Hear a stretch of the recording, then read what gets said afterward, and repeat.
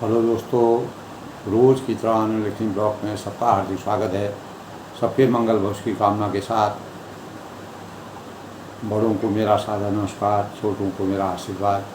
मैं ठीक हूँ, आशा करता हूँ कि आप ठीक होंगे। दोस्तों, आज का पंचांग, आज वैशाख माह के शुक्ल पक्ष की 10वीं तिथि, सुबह 11:22 तक फिर एकादशी तिथि का शुभारंभ हो जाएगा। आज दोस्तों उत्तरा फाल्गुनी नक्षत्र, चंद्रमा जो है कन्या राशि में प्रवेश करेंगे और सूर्य जो है वृष राशि में प्रवेश करेंगे। आज के शुभ मुहूर्त की बात करें दोस्तों, अभिजीत मुहूर्त 11:50 से 12:45 तक। राहु काल दोस्तों, आज इस राहु काल के दौरान किसी प्रकार के भी शुभ कार्य से दूर रहना चाहिए। 8:53 से 10:35 तक है। आज का दोस्तों दिशाशूल, पूर्व दिशाशूल जो है, आज पूर्व दिशा में जो जाना वर्जित है। अगर किसी को आवश्यक कार्य से जाना हो तो सूर्य देव की उपासना करके, सूर्य को अर्घ्य दे करके, सूर्य को नमन करके और सूर्य को नमस्कार करके जो है आप अपने गंतव्य स्थान पर लाल पुष्प को अपने पास ग्रहण करके सूर्यदेव को उपासना के साथ लाल पुष्प को अपने साथ रखिए और पूर्व दिशा में आपका नितांत कार्य, आवश्यक कार्य है तो आप जा सकते हैं विधि विधान के साथ सूर्य की उपासना करने के तत्पश्चात। सूर्योदय दोस्तों आज 5:29 पर है और सूर्यास्त जो है 7:07। इस प्रकार दोस्तों आज रविवार का, जो कि हमारे देश में 1850 से रविवार के अवकाश का दिन मनाया जाता है और यह शांति, आराम और अनेक प्रकार से विश्राम का दिन माना जाता है। तो दोस्तों, रविवार के दिन भगवान 9 ग्रहों में सूर्य जो हैं वह शक्ति के सबसे बड़े स्वरूप माने जाते हैं और 9 ग्रहों में सूर्य का स्थान अग्रणी है। तो रविवार के दिन भगवान सूर्यदेव की पूजा करने का हमारे शास्त्रों में विधान है। सूर्यदेव को जल अर्पित किया जाता है, अर्घ्य दिया जाता है और उनका पूजन किया जाता है। सूर्य से दोस्तों अनेक प्रकार की, यानी इस प्रकार की किरणें का हमें प्राप्त होती हैं। रोग प्रतिरोधक क्षमता वाली किरणें जो वैज्ञानिक दृष्टि से बहुत ही शुभकारी हमारे लिए होती हैं। हमारे अंतर में जो नकारात्मक ऊर्जा होती है, उस नकारात्मक ऊर्जा का समाप्त होकर सकारात्मक ऊर्जा का संचार होता है। तो इस दिन दोस्तों बहुत लोग रविवार का उपवास विधि विधान के साथ करते हैं और रविवार का व्रत दोस्तों रखने से समस्त शारीरिक कष्टों से मुक्ति मिलती है और राजयोग का प्रबल मानक रविवार माना गया है। सूर्य देवता राजयोग के प्रदाता हैं और व्यक्ति असीम सुखों की प्राप्ति करके कष्टों का से मुक्ति प्राप्त करता है और व्यक्ति ज्योतिष शास्त्र के अनुसार सूर्यदेव को 9 ग्रहों का राजा भी माना जाता है। दोस्तों 9 ग्रहों की शांति के लिए भी सूर्यदेव की उपासना की जाती है। सूर्य अर्घ्य, तांबे के बर्तनों में सूर्य भगवान की का पूजन करना चाहिए, सूर्य की स्थापना करनी चाहिए। सूर्यदेव को जल तांबे के बर्तनों से चढ़ाना चाहिए क्योंकि तांबा जो है दोस्तों ऐसा माना गया है कि सूर्य लोक जो है, सूर्य लोक में अनेक प्रकार के इस प्रकार के चमत्कारिक पदार्थ हैं जो आपस में टकरा करके अनेक प्रकार के जो रोग प्रतिरोधक क्षमता वाली किरणें हमको दे करके पूरे ब्रह्मांड में को प्रकाशित करते हैं, सृष्टि को प्रकाशित करते हैं। सृष्टि के लिए अज्ञान रूपी अंधकार से ज्ञान रूपी प्रकाश के मानक माने गए हैं। दोस्तों, अगर सूर्य का प्रकाश नहीं होगा न हमारी वनस्पति होगी, न मानव जीवन का अस्तित्व रहेगा और सभी चीज़ दोस्तों, और न हमारी खेती होगा, न अन्न होगा। तो तमाम प्रकार के जो फल हैं, फूल हैं, प्राणी हैं, वनस्पतियाँ हैं, सभी सूर्य के प्रकाश पर आधारित रहते हैं।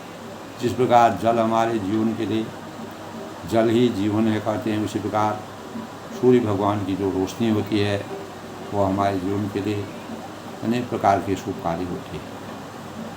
दोस्तों, इसीलिए तांबे के बर्तनों का, तांबे को शुद्धता का प्रतीक माना गया है और लाल वस्त्र, लाल पुष्पों से सूर्यदेव की पूजा की जाती है, सूर्य को अर्घ्य चढ़ाया जाता है विधि विधान के साथ। दोस्तों, जो रविवार के दिन खासतौर से अगर पूरे हमेशा अगर सूर्य को जल अर्पित करते हैं, उनको राजयोग में बड़ा यश और कीर्ति प्राप्त होती है। पूजा अर्चना करने से असाध्य बीमारियों की भी ठीक होते हैं और हमारी सेहत अच्छी रहती है। यश, कीर्ति और राजयोग में संपन्नता का प्रतीक सूर्य माना जाता है। तो सूर्य यानी रविवार के दिन दोस्तों, अगर हम कहीं भी अपने घर से प्रस्थान करते हैं तो हमें दर्पण में अपना चेहरा देख करके जाना चाहिए, वह शुभकारी माना गया है। इस प्रकार से हमारे शास्त्रों में अनेक प्रकार के विधान हैं जिसमें हमको आस्था रखनी पड़ती है। उन्हीं आस्था के अनुसार हम अपने जीवन को चरितार्थ करते हैं। तो इस प्रकार दोस्तों, समस्त शुभ कार्य करने से, सूर्य उपासना करने से, सूर्यदेव की पूजा करने से और सूर्य मंत्र ओम नमः सूर्याय नमः, सबसे बीज मंत्र सूर्य देवता का है, ओम सूर्याय नमः। और इस दिन दोस्तों आदित्य हृदय स्रोत मंत्र का पाठ करना चाहिए, जो सूर्य की प्रबलता के लिए। अगर हमारे जन्म पत्रिका में सूर्य अगर कमज़ोर ग्रह में बैठे रहते हैं, कमज़ोर स्थान पर बैठे रहते हैं, तो अगर हम आदित्य हृदय स्रोत मंत्र का पाठ करते हैं, सूर्य को अर्घ्य चढ़ाते हैं, तो हमें सकारात्मक ऊर्जा की प्राप्ति होती है और हमारे कष्टों निवारक होते हैं। ओम घृण सूर्याय नमः। तो ओम ह्रीं ह्रीं सूर्याय सहस्त्र किरणाय मनोवांछित फलम देहि देहि स्वाहा। यानी यही सूर्य सहस्त्रांत राजे लगतपते अनुगम मांग भक्त्या गणगं दिवाकर। तो सूर्याय नमः, ओम घृण सूर्याय नमः। शास्त्रों में सूर्यदेव को प्रभावशाली ग्रह माना गया है।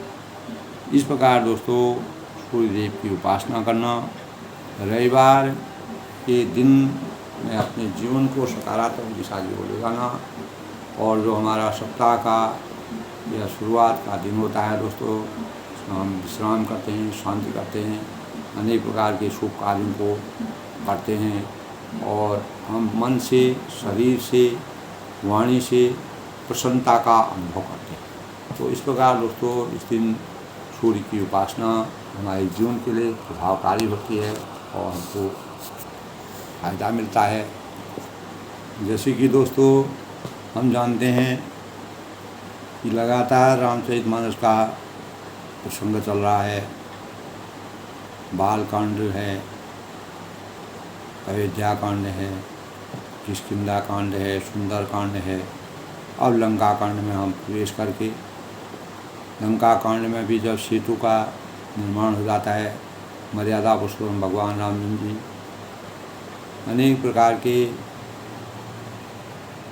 मानव लीलाओं को करते हुए वानरों से अपने भावों को व्यक्त करते, सेना का संचार करते हुए एक महान सेना को संगठित करते हुए मानवता के भावों को इस प्रकार व्यक्त करते हैं। अगर हमको शत्रुता, शत्रु अगर हमारा किसी भी भाव से अगर नहीं मानता है तो उसके लिए किस प्रकार से क्या किया जाता है। रावण को कल्पना में नहीं थी कि मर्यादा पुरुषोत्तम भगवान राम जी सेतु का निर्माण करके लंका पार आ जाएंगे, लेकिन प्रभु की कृपा भयों का जो जन्म हमारा सफल रहा। भगवान की कृपा अवध वहाँ जहाँ राम निवास हो, दिवस वहाँ राम नाम प्रकाश। मर्यादा पुरुषोत्तम भगवान राम जी जहाँ पर भी रहे, अयोध्या का वहीं पर प्रचार हो गया। तो दोस्तों, अनेक प्रकार के प्रसंग जहाँ परमात्मा का स्थान होता है, परमात्मा जहाँ पर विराजमान होते हैं, तो भगवान रामचंद्र जी की हमने जहाँ बाल रूप में अनेक प्रकार के प्रकरण देखे, माँ कौशल्या ने जिस प्रकार से वात्सल्य वर्णन करके रामचंद्र के माता अपनी बोली सोमति डोली तजम तात यह रूपा कीजय शिशुलीला अति प्रेषिला यह चरित्र वर्णन। जब माँ कौशल्या को ऐसा हो रहा था कि छोटा सा बच्चा है, ये क्या कर पाएगा, तो अनेक प्रकार से भयभीत रहती थी। तो एक दिन भगवान ने जो है अपनी रूप माता को ही अपना दिव्य रूप दिखा दिया। तब उन्होंने उनसे क्षमा मांगी और कहा कि अपना रूप छोटा करिए, अब मैं समझ गई कि तुम्हारे अंदर कितनी शक्ति है। तो मर्यादा पुरुषोत्तम भगवान राम जी को जब 14 साल का वनवास होता है, तो कौशल्या के मन में किंचित भी किसी प्रकार का कोई भय नहीं था, कोई संकोच नहीं था, कोई दुख नहीं था, क्योंकि वह रामचंद्र जी की बाल लीला से पूरा जानती नहीं। उनकी बाल लीला तो जब उन्होंने अपना विशाल स्वरूप दिखाया, तब उन्होंने कहा माता अपनी बोली सोमति डोली कदम का दिया रूपा कीजय शिशुलीला अति प्रेषिला यह चरित परम पा यह चरित्र जे गावहीं हरिपद भावहीं ते न करे भोग। तो वह इस संसार के भवबंधन के, तो भगवान रामचंद्र जी ने दशरथ जी के वहाँ जन्म केवल दशरथ की पुत्र प्राप्ति के लिए नहीं, अपितु दशरथ जी की पुत्र प्राप्ति की संतुष्टि को करते हुए लोक कल्याणकारी कार्यों को करने के लिए अपने जन्म को धारण किया। और उसी जन्म को धारण करने के बाद अनेक प्रकार की मानव लीला दिखा करके पूरे सृष्टि को, सृष्टि के भावों को अंगीकार करते हुए और सृष्टि में इस प्रकार के भावों को उजागर करते हुए मर्यादा की इस प्रकार से रचना की, जो आज भी रामचरितमानस के रूप में इस प्रकार के प्रसंग जब हमारे चेतन में आते हैं, हमारे अंतःकरण में आते हैं, प्रत्येक मानव के अंतःकरण में इस प्रकार के भावों का संचार होता है, तो वह ब्रह्म में लीन हो जाते हैं, अपने आप को भूल जाते हैं। कितने ऐसे ऋषि मुनि थे जो पापी से पापी लोग थे, उनका भी तरण तारण हुआ, क्योंकि मर्यादा पुरुषोत्तम भगवान राम के आश्रय में आने से उनको सच्चे ज्ञान की प्राप्ति हुई और इस संसार के मायामोह के बंधन से उनको मुक्ति प्राप्त हुई, और उसी मुक्ति के सौजन्य से उनका जीवन जो है हमेशा मानव मात्र के लिए प्रेरणा का स्रोत रहा। तो दोस्तों, कल के प्रसंग में जो है मर्यादा पुरुषोत्तम भगवान राम जी जब नल नील के द्वारा बनाया हुआ सुंदर सा सेतु देखा, और उस सेतु पर मर्यादा पुरुषोत्तम भगवान राम जी ने रामेश्वरम जो जगह है, उन्होंने कहा कि अगर कोई मेरा नाम नहीं भी भजता है, अगर वह रामेश्वरम के दर्शन करते हैं, शिव का अगर जो भक्त है वही मेरा भक्त हो सकता है, जो शिव का भक्त नहीं है वो मेरा भक्त भी नहीं हो सकता। तो इस प्रकार से उन्होंने कल के प्रसंग में दोस्तों भगवान राम ये भी कहा दोस्तों, शंकर प्रिय मम द्रोही शिव द्रोही मम दास। उन्हें कहा कि शंकर प्रिय मम द्रोही शिव द्रोही मम दास, ते नर करहीं कलव भरी घोर नरक बहुवास। यानी शिवद्रोही मम भगत न रहा, शिव का जो द्रोही होगा वह मेरा भक्त नहीं कहलाएगा। अगर वह शिव को छोड़ करके, शिव जी को छोड़ करके मेरी भक्ति करता है तो वह उसकी भक्ति असली भक्ति का उपासक नहीं होता, वह साधक नहीं है। सो नर सपने हूँ मोहि न पावा, वह इंसान, वह व्यक्ति, वह साधक मुझे स्वप्न में भी प्राप्त नहीं कर सकता। शंकर विमुख भगत जहाँ मोहि, और शंकर भगवान शिव को विमुख होकर, शिव के विरोध में होकर, जैसे रावण जो है शिव जी के भक्त थे, रावण शिव जी का भक्त था लेकिन मर्यादा पुरुषोत्तम भगवान राम जी का बैरी बना। तब मर्यादा पुरुषोत्तम भगवान राम जी कहते हैं शिवद्रोही मम भगत कहावा, सो नर स्वप्न मोह न पावा। वह स्वप्न में भी मुझे प्राप्त नहीं कर सकता है, रावण मुझे स्वप्न में भी प्राप्त नहीं कर सकता है, क्योंकि शिव का भक्त है लेकिन मेरा द्रोही है। शंकर विमुख भगत यहाँ सो मोरी, सो नार की मुँह मत हो, और मेरी भक्ति चाहता है वह नरकगामी, मूर्ख और अल्प बुद्धि वाला। तो उसी के अनुक्रम में तुलसीदास ने वर्णन किया है दोस्तों, शंकर प्रिय मम द्रोही, शिवद्रोही मम दास, ते नर करहीं कलव भरी, घोर नरक में। यानी जिनको शंकर जी प्रिय हैं परंतु जो मेरे द्रोही, इसी भाव में रावण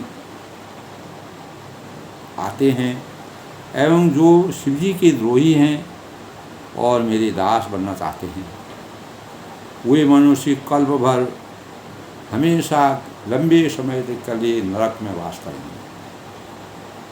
यानी शिव जी की जो उपासना, शिव के जो भक्त हैं वही मेरा भक्त हो सकता है, जो शिव जी के भक्त नहीं है वो मेरा भक्त नहीं हो सकता। इस प्रकार रामचंद्र जी के जो भाव थे जो शिव जी के प्रति, तो उन्होंने रामेश्वरम में जो सुंदर शिवलिंग की स्थापना की, और वहाँ पर जब समुद्र पार करके शिवलिंग की स्थापना हुई, तो मर्यादा पुरुषोत्तम भगवान राम जी, आज भी दोस्तों लोग जो साधक होते हैं, जो उपासक होते हैं, तो वह भगवान राम जी कहते हैं भले ही मुझे वह मेरी भक्ति ना करें, अगर वह रामेश्वरम पर जा करके शिव जी के इस लिंग की अगर दर्शन भी कर लें, तो इस संसार के माया मोह के बंधन से, अनेक प्रकार के कष्टों के बंधन से उनका जीवन धन्य हो पाएगा। तो इस प्रकार से उन्होंने सेतु बांधकर नल नील के द्वारा जिस प्रकार का सेतु का निर्माण कराया, और सेतु जब बांधा गया तो रचना इस प्रकार की हुई दोस्तों कि जो पत्थर थे, बड़े बड़े विशाल पत्थर थे, वो भी पानी में तैरने लगे, और जो अनेक प्रकार के पहाड़ थे जो सेतु में बांधे गए थे, किसी प्रकार के जीव की हिंसा के बिना समुद्र को यथावत रहते हुए जिस प्रकार से सेतु का निर्माण किया गया, वह मर्यादा पुरुषोत्तम भगवान राम जी की नर लीला का सबसे बड़ा आशीर्वाद था।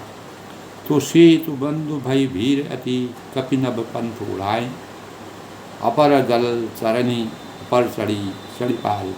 यानी सेतु बंध पर इतनी विशाल भीड़ आ गई, जिसमें सारे जो बंदर थे, जो सेना थी, आकाश मार्ग से भी उड़ कर आने लगे, और दूसरे जलचर जीवों पर चढ़ कर आगे जा रहे हैं। यानी जल है, थल है, नभ है, तीनों प्रकार के जो जीव हैं वो आनंद की अनुभूति कर रहे हैं।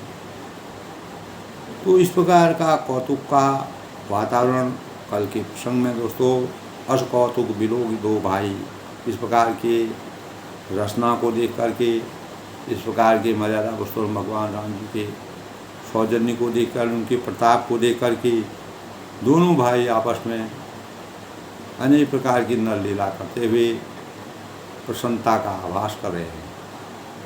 सेन सहित उतरे रघुबीरा, कहीं न जाए कर जूठन पूरा। और सेना सहित रघुबीर, सेना सहित समुद्र से पार उतरे, और उनके सेनापतियों की भीड़ का वर्णन नहीं किया सकता है। तुलसीदास जी कहते हैं कि उस समय, उस काल, उस परिवेश का वर्णन नहीं कर सकते। सिंधु पार वो डेरा कीना, सकल कपि न कहूँ पाय सुदीना, खाई जाए फल मूल सुहाई, सुनत बाल कोई जान कल के प्रसंग में भाग दोस्तों। तो प्रभु ने समुद्र के पार, जब जैसे ही उन्होंने समुद्र के पार वह हुए तो सभी बानरों को आज्ञा दे दी कि अपने अपने इच्छा के अनुसार, अपने अपने मन के अनुसार जिसको जो अच्छा लगता है उस प्रकार के फलों का रसपान करो, खाओ।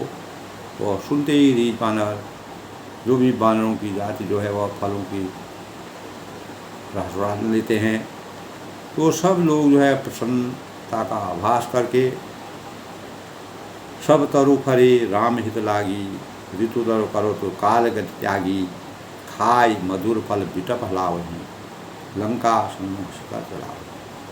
तब अनेक प्रकार की लीलाओं को करते हुए, फलों को खाते हुए, पेड़ों को हिलाते हुए, अनेक प्रकार की इस प्रकार के रचनाओं को जिस प्रकार वानर लीला की अपनी लीलाओं को करते हुए वे जो है वृक्षों को हिला रहे हैं, पर्वतों को के शिखरों को लंका की ओर फेंक रहे हैं।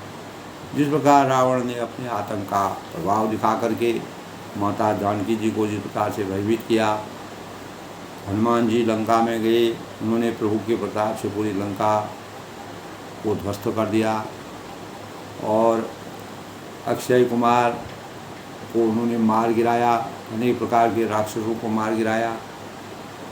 तो विभीषण जो है वह शरणागत थे, मर्यादा पुरुषोत्तम भगवान राम के भक्त थे, इसीलिए मर्यादा पुरुषोत्तम शरणागत तो विभीषण से उनको शरण दे करके उनको जो है उनका राज तिलक भी उन्होंने दिया। तो प्रभु की शरण में, प्रभु की भक्ति में, ब्रह्म में लीन जो व्यक्ति, जो साधक हो जाता है, उसको परमात्मा किस प्रकार से अपने हृदय में स्थान देते हैं, उसका तुलसीदास ने बड़ा ही मार्मिक वर्णन किया है। तो जहाँ कहूँ फिरत निशाचर बावी, ये सकल नाश न गावे। जहाँ कहीं भी बंदरों को जो है निशाचर की माया मिलती है, अन्याय रूपी अंधकार, अज्ञान रूपी अंधकार में बजे हुए जो राक्षस उनको मिलते हैं, उनको विधिवत दंड दिया जाता है। 10 ननी काट नासिका काना, किसी के नाक और कान काट दिए जाते हैं, क्योंकि उन्होंने बंदरों को इस प्रकार से नचाया था, परेशान किया था, अन्याय किया था, अत्याचार किया था।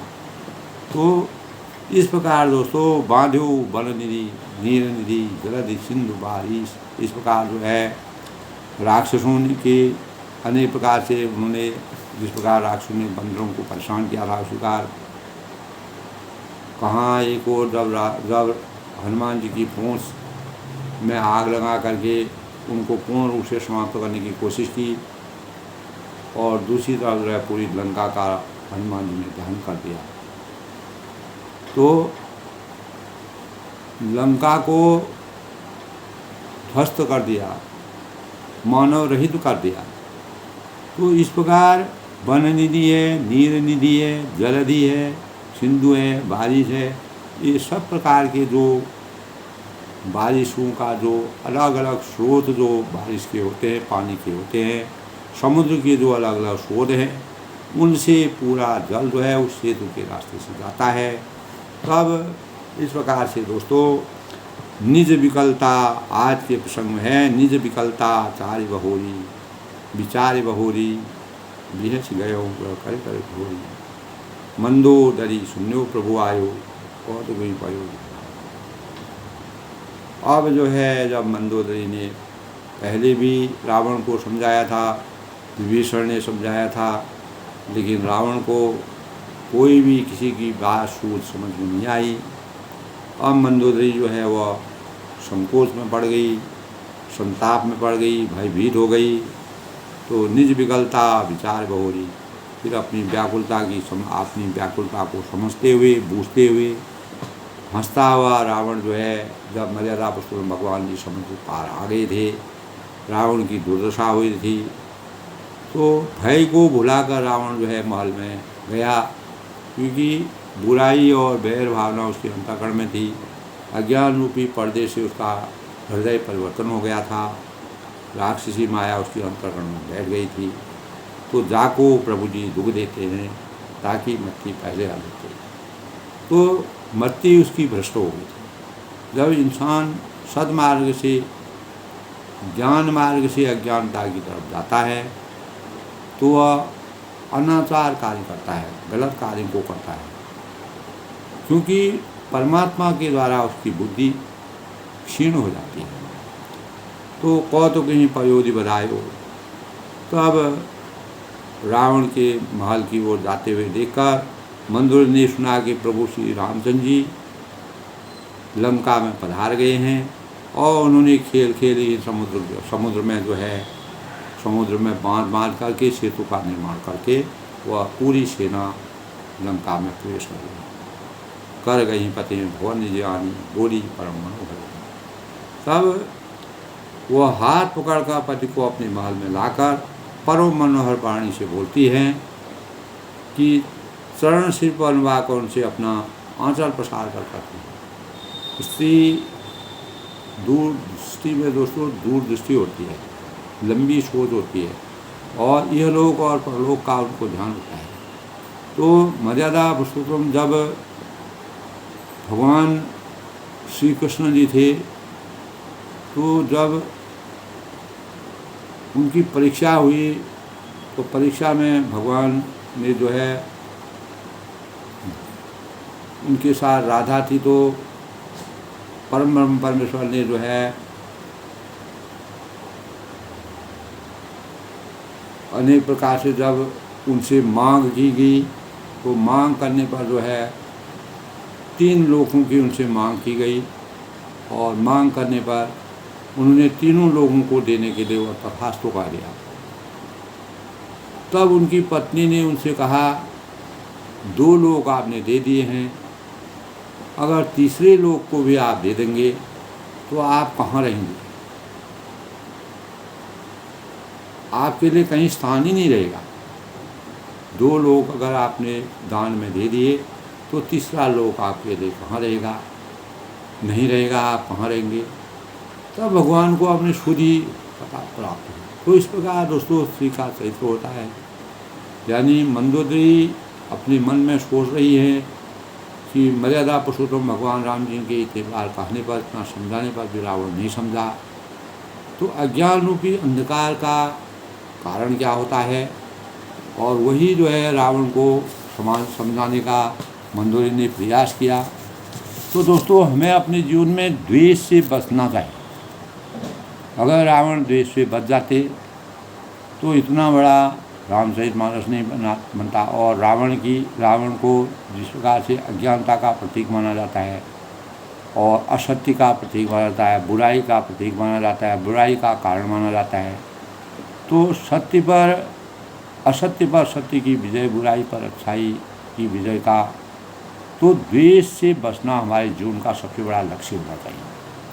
तो मर्यादा पुरुषोत्तम भगवान राम जी ने रावण को यही संदेश दिया था कि द्वेष भावनाओं को त्याग कर मानव जीवन का असली जीवन यापन करो। द्वेष मन का वह कुभाव है जो दूसरे की उन्नति अथवा दूसरे के सुख से उत्पन्न होता है। दूसरे के सुख में हम अपने अंदर राग द्वेष पालते हैं। तो यही रावण के अंतःकरण में था। तो वह शत्रुता को जन्म दे देता है। तो आपस में कोई शत्रु होता है, मित्र और शत्रु आपस में, तो इसी प्रकार शत्रुता का तब होता है जब हम किसी का राग द्वेष करते हैं। तो यह सब बीज हैं जिसमें ईर्ष्या की खाद से अहित भाव का जो जल शत्रुता का वृक्ष उत्पन्न कर देता है, जो सबके लिए विनाशकारी होता है, स्वयं के लिए नहीं, अपने परिवार के लिए। आधुनिक परिवेश में भी दोस्तों देखिए आप कितना संसार में कितने लोग ऐसे मौत हो जाती है, ऐसे अपने जीवन को, अपने परिवार को, अपने अस्तित्व का समापन कर देते हैं केवल राग और द्वेष के कारण, एक दूसरे के वर्चस्व के कारण। तो कितना अज्ञान मनुष्य के अंदर है। अगर हम उसका सूक्ष्म रूप से विचार करें तो मनुष्य कितनी अज्ञानता से अपना ही अहित अपने आप करता है। तो इसका तो रावण का जो अंत हुआ तो संभव ही नहीं था कि उसके जीवन में कभी संपदा आएगी, सुख संपन्नता होगी। तो मन एक समय में ही एक ही कार्य कर सकता है और यह अपने अंदर सुविचारों व सद्भावनाओं को उत्पन्न नहीं कर सकता है अगर जिसके अंतर्गण में बुराई समाहित हो जाती है। तो दोस्तों, उसी प्रकार रावण के चिंतन में जिस प्रकार की बैर भाव से रामचंद्र जी को हमेशा वो बैरी समझता था, तो इसका सारा समय उसका पूरा जो राज्य का उसका नुकसान हुआ, बैर भावना से उसका पूरा जलन की भावना से उसका अस्तित्व समाप्त हो गया। जैसे आग में भौतिक वस्तुएं भस्म हो जाती हैं और वैसे ही द्वेष की आग में अच्छे गुण और विचार जलकर भस्म हो जाते हैं। तो मानव देश भाव से ग्रसित होने पर सत्कार्य नहीं कर सकता है। जिस प्रकार रावण ने सत्कार्यों को, इसी प्रकार दुर्योधन ने जो है कौरव और पांडवों के बीच में दुर्योधन ने सब कुछ जानता था, एक ही विद्यालय में सब पढ़े थे, पांडव कौरव सब पढ़े थे, लेकिन दुर्योधन वह धर्म की नीति को और मर्यादा के अनुसार चलना नहीं चाहता था, क्योंकि उसको उस प्रकार के संस्कार नहीं मिले थे। तो मानव द्वेष भाव से ग्रसित होने का सत्कार्य नहीं कर सकता है, तो उसको अंत में अपने जीवन के लिए, अपने परिवार के लिए, अपने समाज के लिए पश्चाताप करना पड़ता है। तो द्वेष भाव के कारण बुद्धि का नाश हो जाता है और बुद्धिहीन मानव पशु के समान हो जाता है।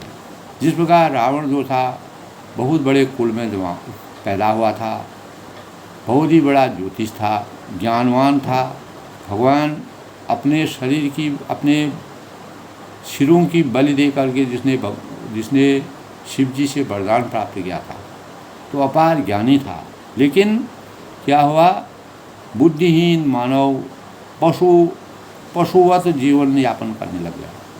क्या अच्छा क्या बुरा, उसके भाव से वह दूर हो गया, अहंकार में लिप्त हो गया। तो मानव साधन संपन्न होने से द्वेष भाव की वशीभूत हो दूसरे का नाश कर सकता है। दोस्तों, द्वेष की भावना मन को दूषित कर देती है, मन को विकृत कर देती है। द्वेष भाव मानव के बहुमूल्य समय का अंत कर देते हैं, उस समय का बर्बादी कर देती है। मानव विवेक होकर द्वेष दूसरे के अहित के विषय में सोचता है और स्वयं के समय का सदुपयोग नहीं कर पाता। तो यही रावण के जीवन में हुआ था। अगर हम विस्तार से शुरू से और रामचरितमानस का पठन पाठन करें, उसको उसकी गूढ़ता को समझें, तो रावण के अंतःकरण में केवल यही चीज़ बसा हुआ है। तो अतः उसकी स्वयं की प्रकृति ऐसे ही हमारे मानव जीवन में भी है। दोस्तों, हमारी जीवन अगर हम किसी से राग द्वेष करते हैं तो हमारा जीवन अवरुद्ध हो जाता है, रुक जाता है, हम उन्नति नहीं कर सकते हैं, क्योंकि हम रात दिन दूसरे की राग द्वेष की बातों को सोचते रहते हैं, दूसरे की उन्नति से बिलखते हैं। तो जो लोग द्वेषवश दूसरों की कटु वचन बोलते हैं, गलत वाणी बोलते हैं, वाणी ऐसी बोलिए जामे कुटुम्ब समाज, वाणी ऐसी बोलिए मन का आपा होय और उनको शीतल करे आप ही शीतल। तो इस प्रकार की वाणी, जब रावण की वाणी थी, वह अनेक प्रकार के जो राक्षसों को परेशान करता था, जानकी माता जी को हर करके ले गया, अत्याचार उसने किए। तो एक हमारे सृष्टि में जो हमारा भारतीय दर्शन है, भारतीय दर्शन में अत्याचार, अहंकार, अभिमान का स्वरूप है रावण का चरित्र। अपनी ही जीवा से उसने गंदी की और वह स्वयं प्रकृति में बाधक बनने लगा।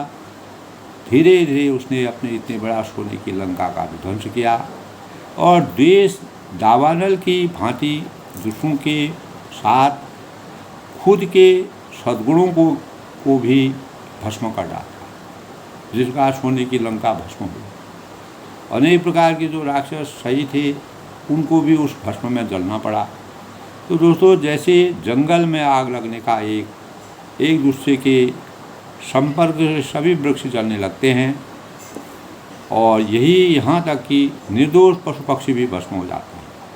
तो उसी प्रकार ईर्ष्या है, द्वेष है, राग है, लोभ है, मोह है, क्रोध है, ये व्यक्ति दूसरे व्यक्तियों को ईर्ष्या उत्पन्न कर सकता है। तो ये आपस में एक से दूसरे में फैलता रहता है। ये आग की तरह एक से दूसरे में सुलगता है। तो ईर्ष्या द्वेष की भावना स्वयं और दूसरे को नाश करती है, अंत करती है।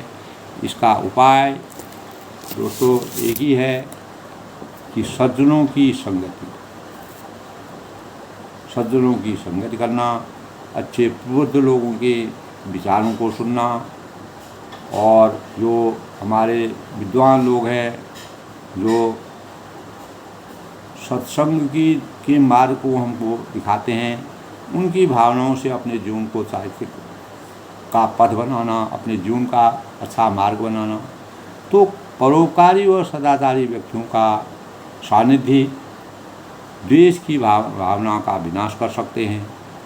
इसी प्रकार रावण को अनेक प्रकार के सद्गुण मिले, लेकिन वह राक्षसी माया में लिप्त हो गया।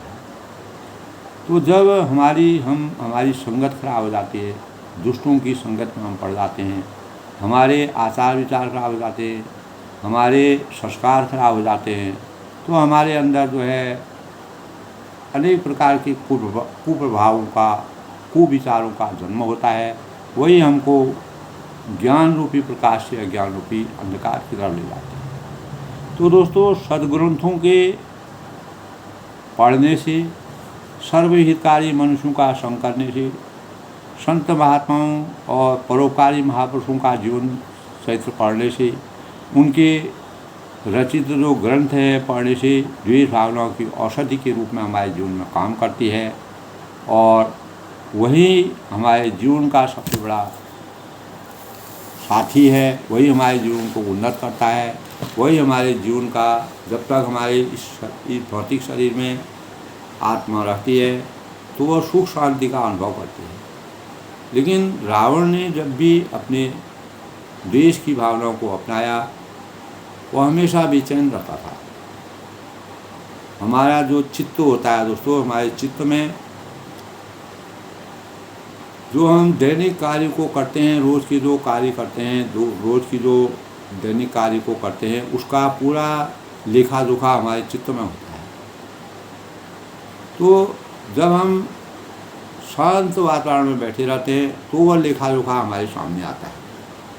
तो इसी प्रकार दोस्तों, अपनी व्याकुलता को समझकर हंसता हुआ, यानी अपने को भुलाकर देखते हुए रावण जो है, मंदोदरी ने सुना कि प्रभु रामचंद्र जी आसानी से जो है समुद्र पार होकर सेना से आगे है। कर गई पति भवन निजानी, बोली परम मनोहर बानी, चरण राय सिरो अंचल रोपा, कहूँ बदन प्रिय प्रेम रोपा। यानी वह हाथ पकड़कर पति को अपने महल में लाकर परम मनोहर वाणी से बोली, मधुर वचन से बोली, समझाया बुझाया, चरणों के सिर नवाकर प्रणाम करके अनेक प्रकार से उनके सिर नवाकर उसने अपना आंचल पसारा और कहा कि प्रियतम सुनो वचन प्रिय परे हनि कोपा, क्रोध त्याग कर मेरा वचन सुनो, मेरी मधुर वाणी सुनो, जिससे हमारा हित हो सके। वो कार्य हमको करना चाहिए। अभी भी तुमको समझ में नहीं आया। तो इस प्रकार से मंदोदरी ने अनेक प्रकार से समझाया। ना दबयर कीजिए ताई सुनो, बुद्धि बल सकी जीत जाए सुनो। तो मंदोदरी ने ज्ञान और नीति और मर्यादा की बातें कही कि तब उन्होंने कहा कि हाथ पकड़कर, तब उन्होंने कहा ना दबयर कीजिए ताई सुन, हे नाथ, बैर उसी से किया जाना चाहिए, के साथ करना चाहिए जिससे बुद्धि और बल के द्वारा जीत सके। अगर हम अपने बुद्धि से, बल से उसको जीत सकते हैं, तभी हमको अपने समान के लिए बैर करना चाहिए। अपने से ऊंचे और नीचे के लिए बैर कभी नहीं करना चाहिए। और अगर हमारी बुद्धि और तर्क उसके अनुसार नहीं है तो बैर करना जो है अपराध है। तो तुम्हें ही रघुपति अंतर कैसा, यानी आप में और श्री मर्यादा पुरुषोत्तम भगवान राम जी में निश्चय ही कैसा अंतर है जैसे जुगनों और सूर्य का है। इतनी बड़ी बात उन्होंने कहा दी कि जुगनों के समान तुम रामचंद्र के सामने हो। इतना बड़ा प्रताप उनका है, जो जन्म जन्मांतर के सुख दुखों को देखने वाले हैं। इस भवबंधन के बंधन से प्रत्येक मानव के जीवन को चरितार्थ करने वाले हैं। उनके सामने तुम जुगनों के समान हो, तुम अपना क्या इस प्रकार के भाव करो। तो स्त्री स्वभाव दोस्तों इस प्रकार से मधुर वाणी का करके अति बल प्रभु कहत मारे महावीर त्रिशूल पर संघारे जेहि बलि बांध सहज भुज बारा सोई अवतरो हरण में बारा। अनेक भावों से अनेक प्रसंगों से तब जिन्होंने विष्णु रूप में अवतरित होकर के अत्यंत बलवान मधु और कैटव जैसे राक्षसों का अंत किया और मधु कैटव को परास्त करके 12 सिंह रूप से महान शूरवीर दीति के पुत्रों या हिरण्याकक्ष और हिरण्याक्षरिपु का संहार किया। यानी प्रहलाद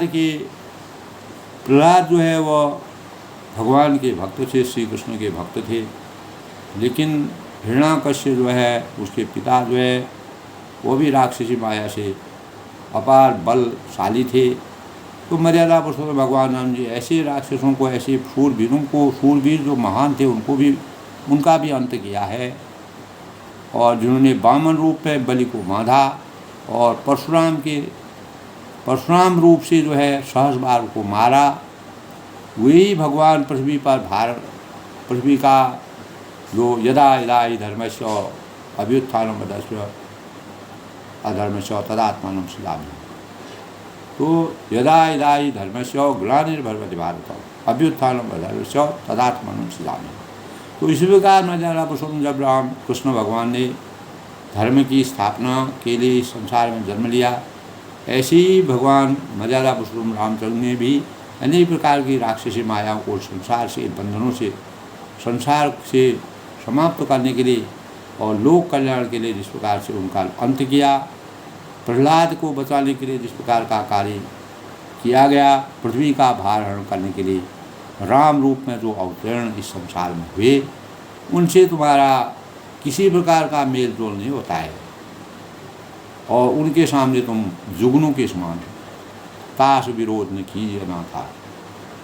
अपने अंतम हृदय से अंतर मन से जो बातें कही, तब मंदोरी ने कहा कि उनसे विरोध करना तुम्हारा लिए बहुत ही अहितकारी है, उनसे विरोध मत कीजिए। काल कर्म जीव जाके हाथा, जिनके हाथ में काल कर्म और जीव सभी विद्यमान हैं, ये लोग परलोक तीनों लोगों के कार्यों के जो वो संपन्न करने वाले मर्यादा पुरुषोत्तम भगवान राम जी है, उनसे बैर करना तुमको बहुत ही भारी पड़ेगा। इसलिए तुम चेत जाओ, जिनके सामने तुम जुगनों के समान हो वह सूर्य के समान है, तो तुम्हारा कोई अस्तित्व उनके सामने नहीं है। राम ही सौंप जानकी नाय कमल पर। बार बार अनेकों बार जो है मंदोरी ने इस प्रकार के प्रसंग आए। वह मन से, वचन से, वाणी से यही चाहती थी कि रावण जो है अत्याचार न करे, अहंकार न करे, लेकिन उसने अपने पत्नी तक की नहीं सुनी। तब उन्होंने कहा राम ही सौंप जानकी। तो रामचंद्र जी को जो है अभी भी अगर जानकी तो तुम सौंप जाओगे।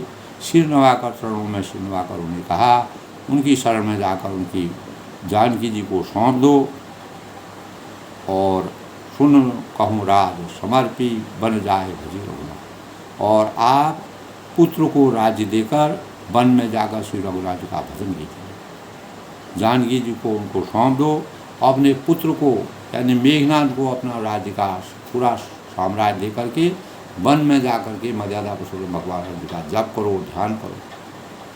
लेकिन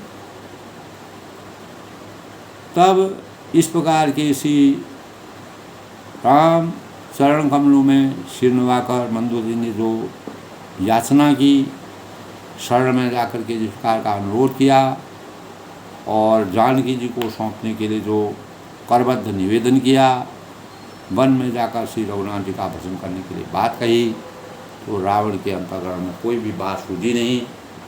इस प्रकार दोस्तों, जब हमारे अंतःकरण में अज्ञान रूपी अंधकार का पर्दा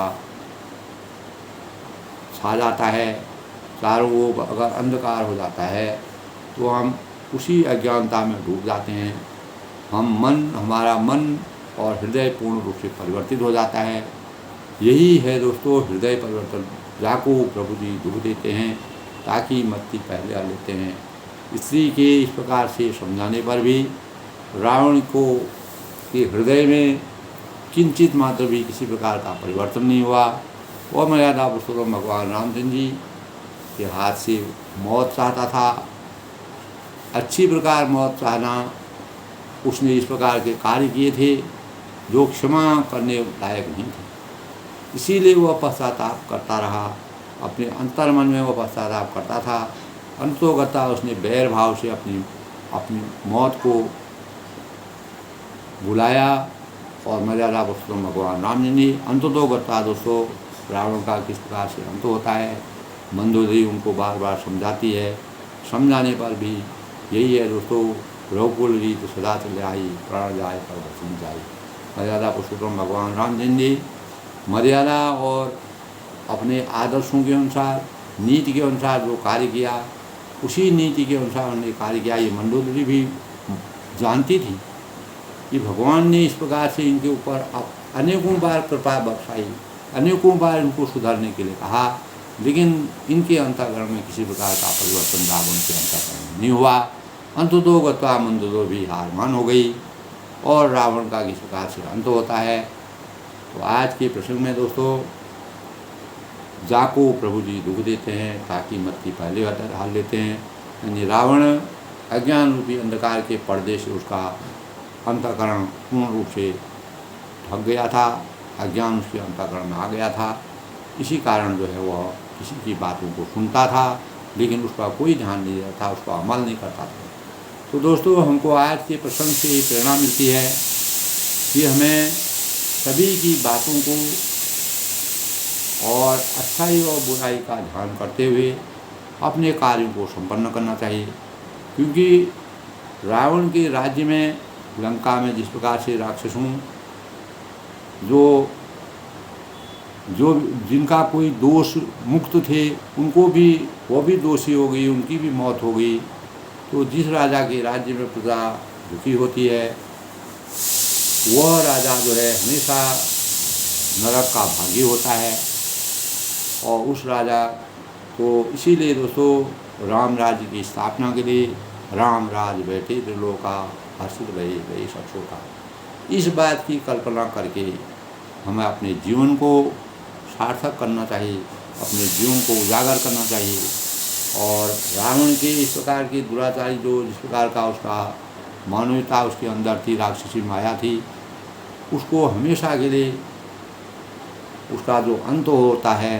इसीलिए हर साल जो है, प्रतिवर्ष जो है, हमारे भारत भूमि में रावण का दहन किया जाता है।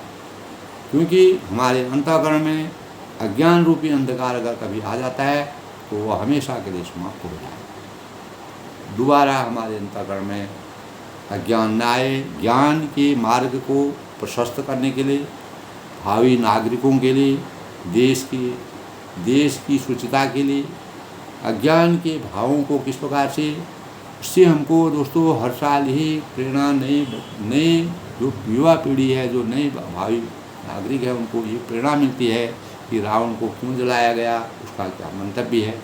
ये भाव हमारे अंतःकरण में आते हैं।